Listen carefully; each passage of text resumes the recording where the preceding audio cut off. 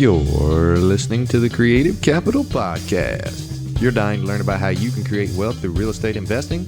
Then you've come to the right place. Join in every week as we go over the ins and outs of real estate investing and learn how you too can become financially free.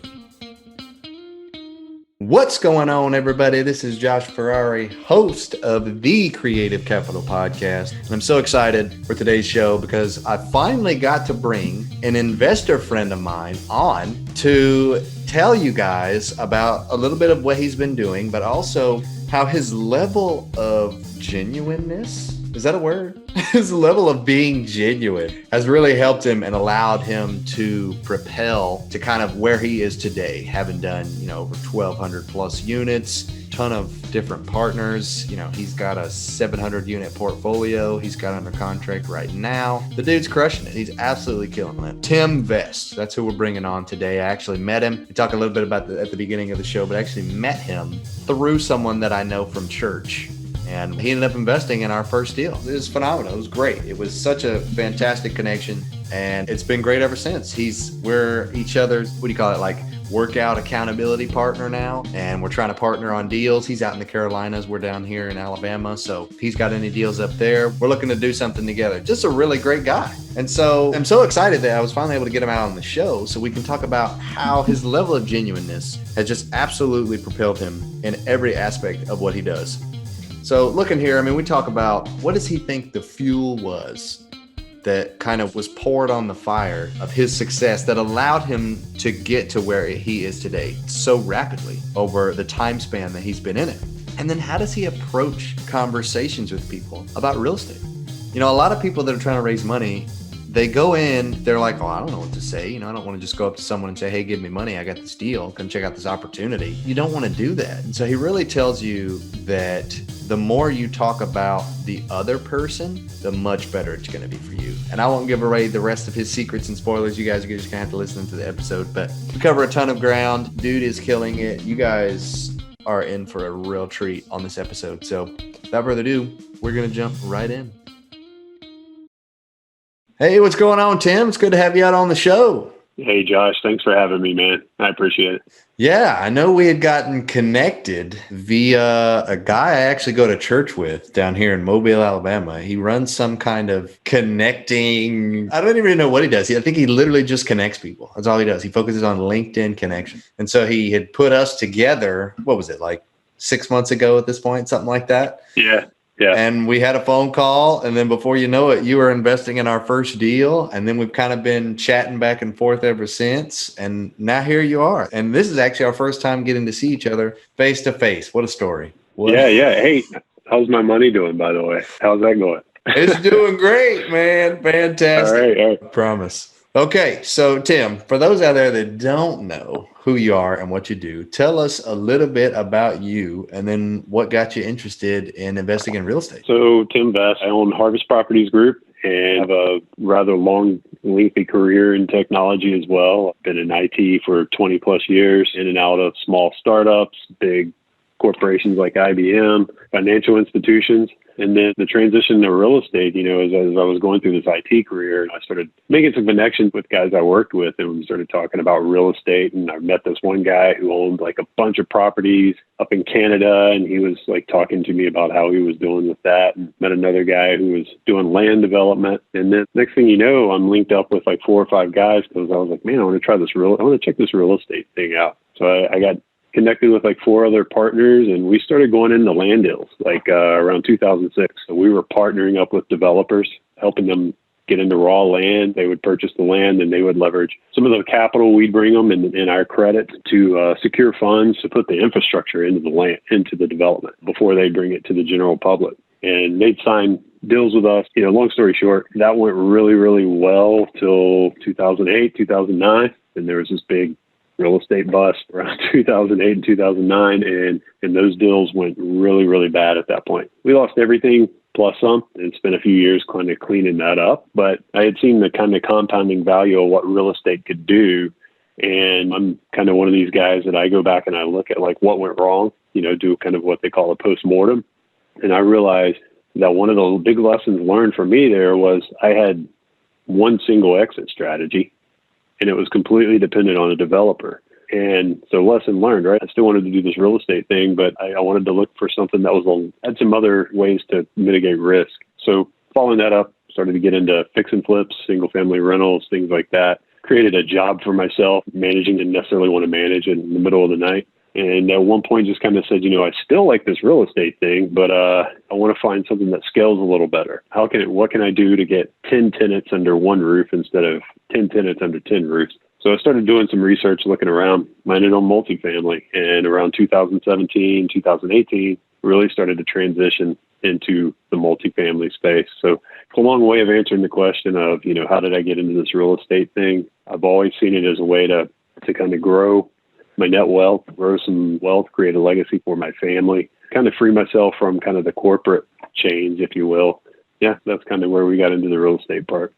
What a story. Like, what an adventure. Back in 2006, you just were chatting with some folks that were in real estate, and you're just like, you know what? This is what I need to be doing. I don't know what it is. They're in land development. Let's do land development. So you tried your hand at that. And then you tried your hand at something else. I like the fact that when you thought of something that could be a good opportunity, you went out and you did it. You tried it. A lot of people would get that analysis paralysis and be like, well, I could do that. Or I could do this other thing over here. And then it's just the what ifs, the coulda, shoulda, woulda options. And you said, no, we're going to go ahead and, I guess, put our money where our mouth is. We're going to go ahead and at least try it and see if it works out. And then if it's not for me, then we'll fine tune what we need to do and get where we need to be. And so now you're in multifamily. So how did you transition? You're in single families, buying a few fix and flips and a few rentals. How do you go from that to, let's buy a couple hundred units? Quite frankly, I started so I've had some other startups before, right? So I've done some startups in the technology space, startups in the sports apparel space. And one of the things that always carries across business, no matter what you do, is how do you scale it? So like I said, as I was doing the single family stuff, I was like, this doesn't scale well. And I wanted to look for something that does. What can I scale? How do I create economies of scale? What can I do that I can put property management in place? And putting property management in place on a 40 or 50 units a lot easier than 40 houses. So that's kind of how we made that transition. I started looking around for that type of thing. And in full disclosure, I looked at a lot of things. I looked at storage units. I looked at mobile home parks. I looked at flex industrial, which, by the way, really wish I had been in flex industrial over the last 6 months to a year. That would have. And I looked at warehouses. I just decided not to go that route because I always kind of thought, hey, I want tenants. I didn't want to do the tenants in the retail space. So naturally, that kind of, as you narrow it down, it just kind of led to multifamily. So from the beginning of your journey back in 2006 into real estate to now, how many years is that? Is that 15 years? Yeah, about 15 years. Yeah.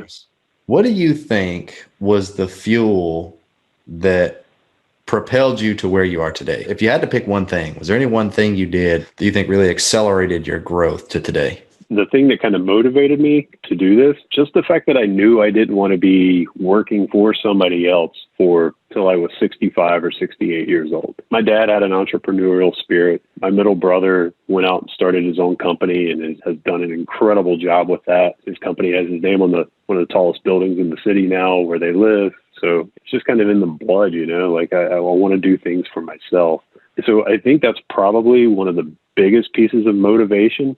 And then the piece that added on to that was around 2008, we had our daughter. And I started to kind of look at that and go, I want to leave something for her, right? Like I want to leave, a lot of people call it a legacy. I look at it more as I want her to have opportunity and flexibility that I didn't necessarily have. My parents absolutely put me in a better position than they were in.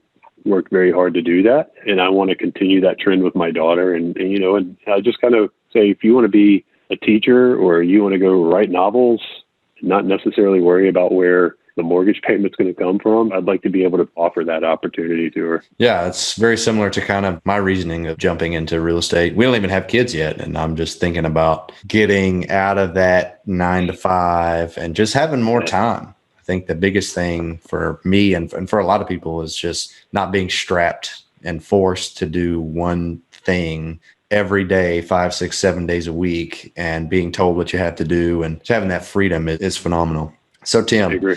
Today we're really talking about how being genuine truly creates success. And a lot of that in our particular industry of multifamily comes from investors. I mean, it also comes from brokers and lenders and everything else, but raising money is a big piece of that. And so when you're talking to these investors, how do you typically approach them? Even people that aren't investors, people that you're just like, in maybe the technology space, or fellow churchgoers, or people you meet on the street, whoever, just folks you talk to that maybe aren't in real estate. How do you approach them when talking to them about real estate? And then what do you think really grabs their attention when you're talking about it? That's an interesting question, because I live in a neighborhood.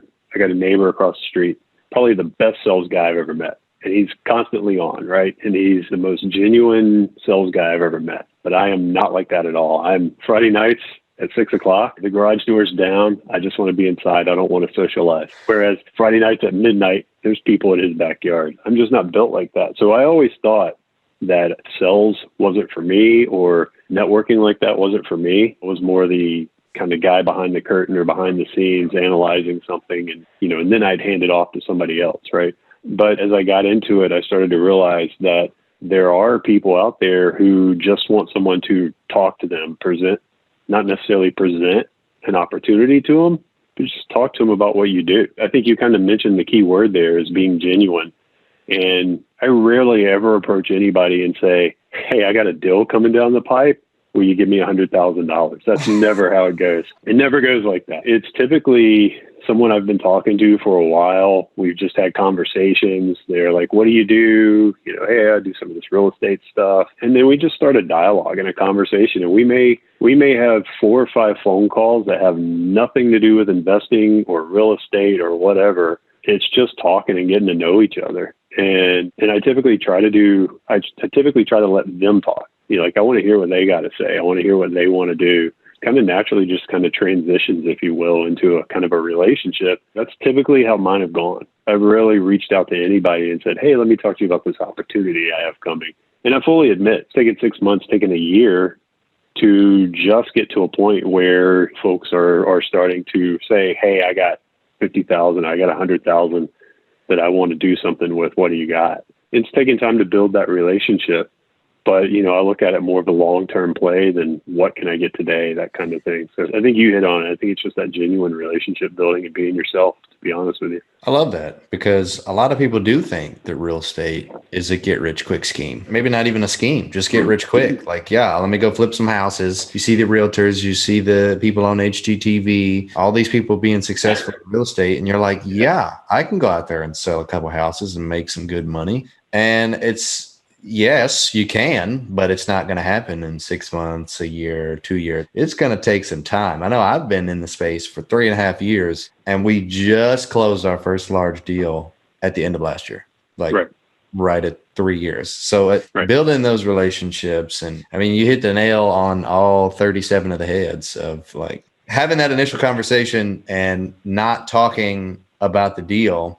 Most of the time when I have the conversation with anyone about what I do or multifamily, it's never really about real estate. It's always about them and what it is that they do and how they might be able to join or something of that sort. So yeah, and you're hitting on a key point there, because when you listen to them, what to bring to them, right? Because I got some guys who invest with me who are like, don't bring me anything here. I only want to see something there, And when I never present them something where they don't want to see it, they notice that, right? They're like, okay, this guy's actually listening to me. I told him no hotels, and he doesn't bring me hotels. Yeah, I mean, I think it pays off.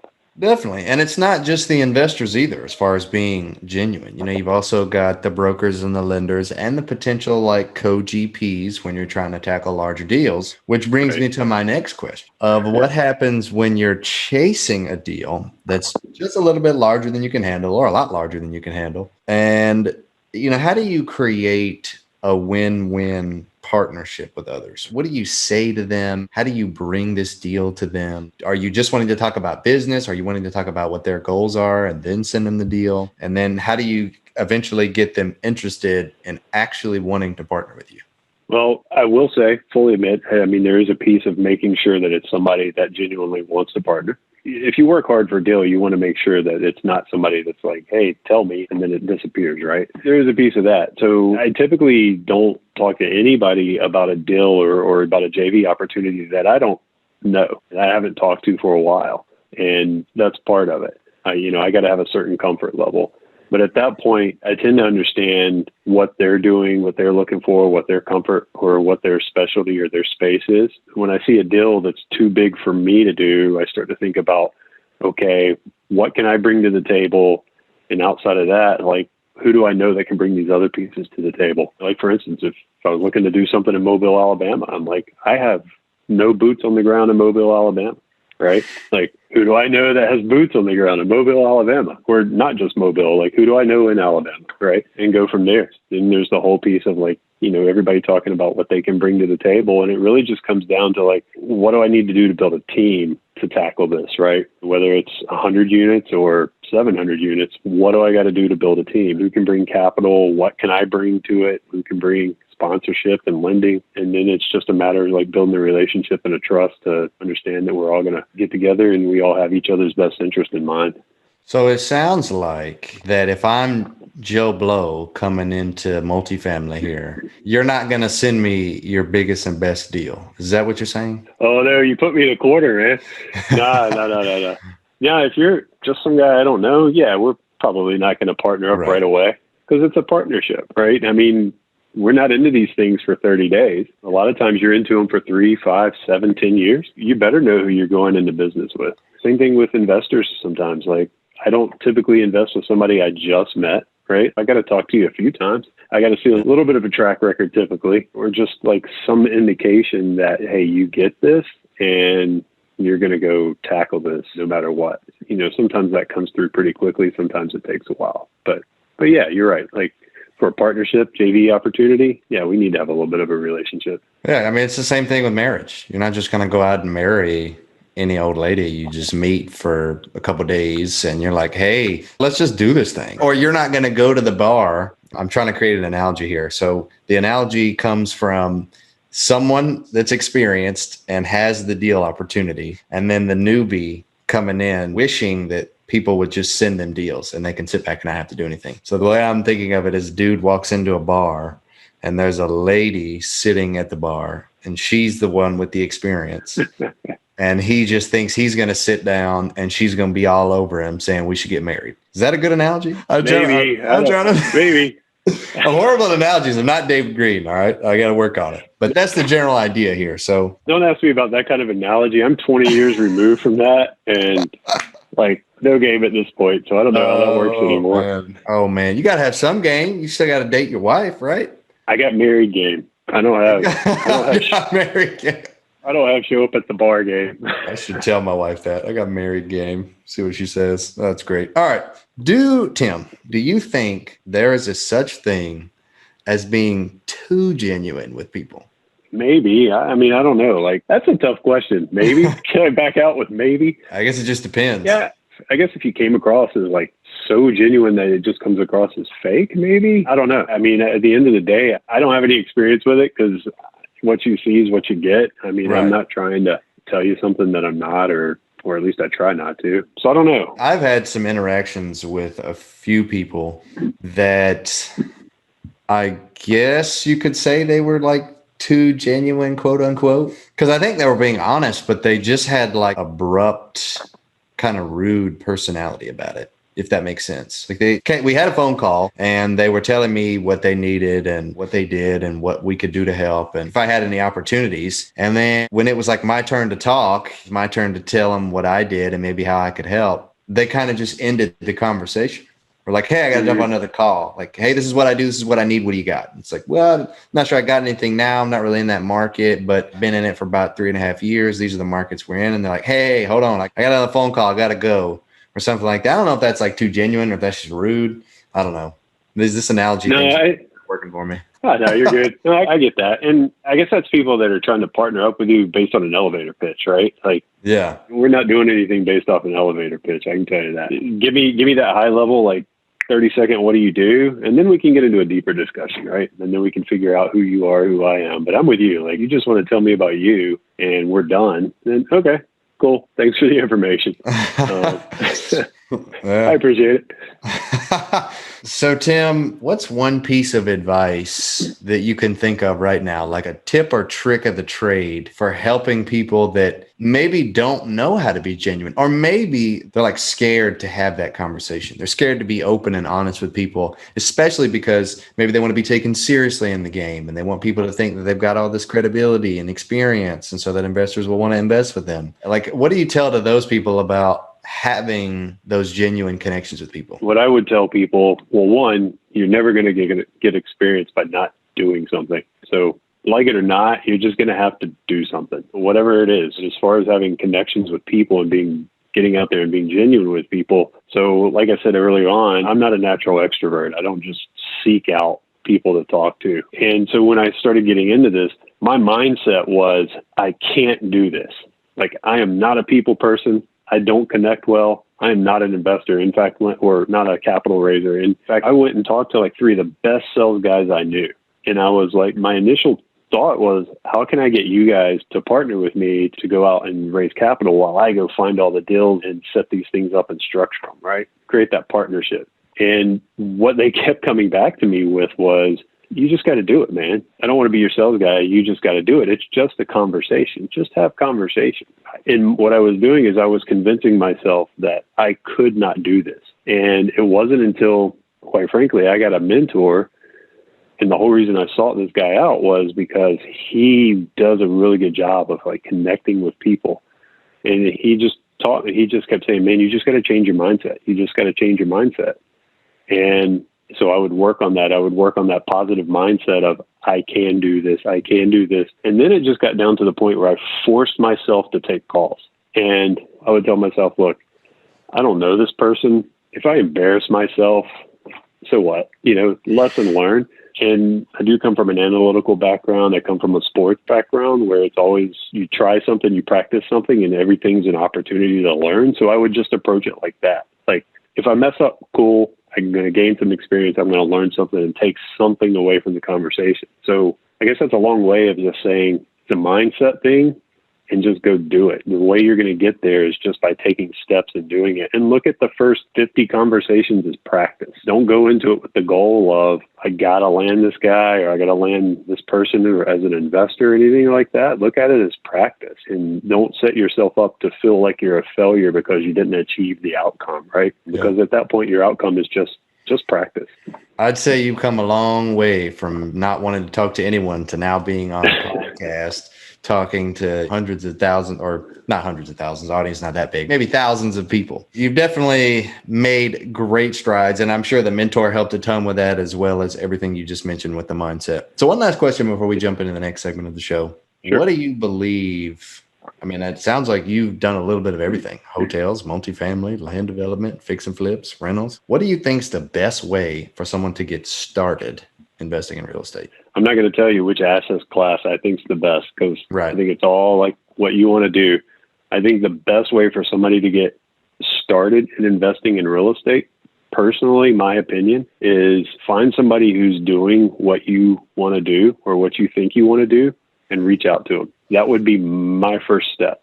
Like, reading the books is great and everything, and I read them too. But the thing that got me moving forward was starting to have conversations with guys who were doing what I thought I wanted to do. When I told you I was looking at all the different types of assets, storage, flex industrial, all that stuff, I talked to a guy who was in storage facilities. I talked to a guy who was in mobile home parks, and as I started to talk to those guys, I started to realize, I don't like this part, or maybe I don't want to do that part. And that narrowed me down to multifamily again.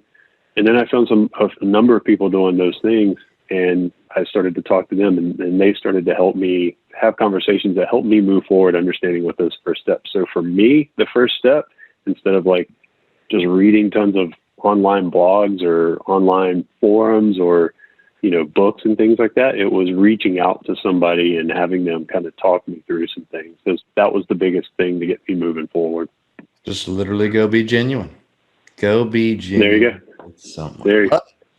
All right, Tim, now we're going to go into the next segment of the show called the Pod Decks segment. And I don't know if you know what that is, but it's a company called Pod Decks. It makes a bunch of different decks of cards. And on the back, there's just a question. Back of every card is a different question. So this is going to be... Do I have a deck with the answer? Is that how it works? No, there's no answers here. Well, I mean, you got the answers. I got the questions. So, all right. so we're going to shuffle through here. They're going to tell me when to stop. We're going to pick two, and then I'm just going to ask you those questions. All right. First question. If you achieved all of your life goals tomorrow, what would you do next? If I achieved all of my life goals tomorrow, what would I do next? I guess it's time to go travel and see the world even more. I don't know. I think some people say go sit on a beach. I'm not a good sit on the beach guy. I don't know. I think I'd put on a backpack and just start walking. Yeah, I'm right there with you. I'm not very much of a, I'm living here on the Gulf Coast, and I probably went to COVID was last year, so no one went to the beach. But the year before that, because we've lived here for a little over 3 years now, during the summertime, we probably go to the beach like 8 times, 9 times, even though we could go like every day if we wanted. But I don't find enjoyment in just sitting there. My wife and I will take these. We love going to the Caribbean, but we'll take these vacations to the Caribbean, and we're so exhausted from work and everything. We're like, I'm looking forward to 4 days of just chilling out. And we get there, and within like an hour of sitting on the beach, we both look at each other like, "You want to go do something?" I can only sit there and stare at the water so long. I usually like read a book or something because my wife loves to just lay out. She could be there for hours, man, hours. But anyhow, next question. What do you think makes people fall out of love? I think there's a lot of reasons. I will say that just stopping paying attention to the little things. And I don't mean to sound corny, but really I think it's the little things. It's, it's like when you first start dating, it's real easy to get all wowed with all this stuff. But then after I've been married for 20 years. After 20 years of marriage, you start to realize that like what you like about the person across from you, it's like all the little things you'd miss, right? And you start to appreciate those. And then I got to be quite honest, understanding that 20 years later, I'm probably put her through quite a few things and she's put up with it and she's still here despite all my stupidity. You got to appreciate that, man. So it's just appreciating all the little things. I think when people stop losing sight of that and they get hung up on like those big grand ideas of what love is or something, I think they fall out. Yeah, I like that. That was a good answer, Tim. Good answer. Was that too cheesy? No, it was good. It was good. Okay, now transitioning into the last segment of the show called the Core Four, the same 4 questions we ask every guest. First question being, what is your favorite real estate related book? Favorite real estate related book? I'm going to have to give my mentor some props here. I'll go with this one for now. It's the one I've read most recently, From Broke to Millions, with Mike Ely. I think it's just the one reason I really, really like it is it just lays out a lot of strategies for real estate and specifically multifamily that are just really, really easy to understand. He does a good job of, if you have time and no money and no experience, do this. If you have money, no time, do this. And he lays out like 3 or 4 scenarios for people that would be a good foundation for just getting started. So yeah, I like that. Okay. I haven't read that book. I'm going to need to read that one. Next question. What do you think your unique skill is that helped you become successful? I got to be honest, just being myself. I know we're going back to this genuine thing. Yeah, love it. I would like to say that it's like my extreme intelligence or my like dashingly great good looks, or something like that. But that's not it. Let's just be honest. I think it's just honestly being myself, because you get to know me for a while. I'm not going to try to like overly sell you on something or anything like that. I am what I am and just go from there. I love how it all ties back in. It's perfect. I love it. Okay. Next question. Tell me something that's true about real estate that almost nobody agrees with you on. I had a really good answer for this. I did. I had a really good answer for this one. True about real estate that nobody agrees with me on. It's easy to get into. There may be people that say the same thing, but what I hear the most from folks, especially if they haven't done anything at all in real estate, is it's just so hard to get into it. Other than, buying your first home or something like that, it's hard to get into it. And I'm like, no, it's really not. Just do your research, take some action, make a plan, go for it. What I would say is you can also get into real estate and make mistakes. It's not hard to get into real estate. I think a lot of people overly complicate it. Yeah, just takes time and some conversations. That's really it. I mean, even if you're not looking to invest and you just want to buy a house, it just takes time and conversations. You got to talk to the realtor. You got to negotiate with the seller. You got to talk to the lender, and then you buy it. Time and conversations. And if you're really, really studious about it, you can probably do it without putting a lot of money down yourself. I mean, there's ways to acquire real estate without a lot of out-of-pocket cash. You just got to go look for it. All right. Last question. What one piece of advice would you give to our listeners wanting to succeed in real estate investing? Do something. The biggest thing I see, and this isn't just in real estate, this is in the corporate world, this is just with entrepreneurs, is an analysis paralysis, right? You can sit and read all the books in the world. You can sit and mull all kinds of decisions and options and what if scenarios. But unless you're like taking steps to move forward, you're not going anywhere. You're not going to be successful. So do something. And don't be afraid. Don't be afraid to fail. Don't let the option of failure keep you from moving forward, because quite honestly, if you fail, you just figured out a way something doesn't work. So don't do that again and go do something else. But I would just say keep moving. Do something, move forward all the time. Yeah, powerful. All right, Tim, if anybody wants to learn more about you and your business, how can people get in touch with you? Sure. So Tim Vest, Harvest Properties Group. It's right here on the shirt. You can catch me at harvestpg.com. Again, Harvest, P as in Paul, G as in George.com, or tvest@harvestpg.com is my email address. So reach out to me. All right. So we got hotel, Papa, and golf. Harvest Properties Group. I'm thinking phonetic alphabet over here, aviation. There you go. There you go. All right, man. Well, hey, I genuinely appreciate you coming out on the show and taking some time. I know you've been crazy busy here recently. And yeah, I appreciate you taking the time not only to come up with amazing answers, but then also to come out on the show and give it with us. I know I learned a lot, and so I'm sure that the listeners will too. So just wanted to thank you. Yeah, man. Thanks for having me. I appreciate it. All right, man. We'll see you later. All right.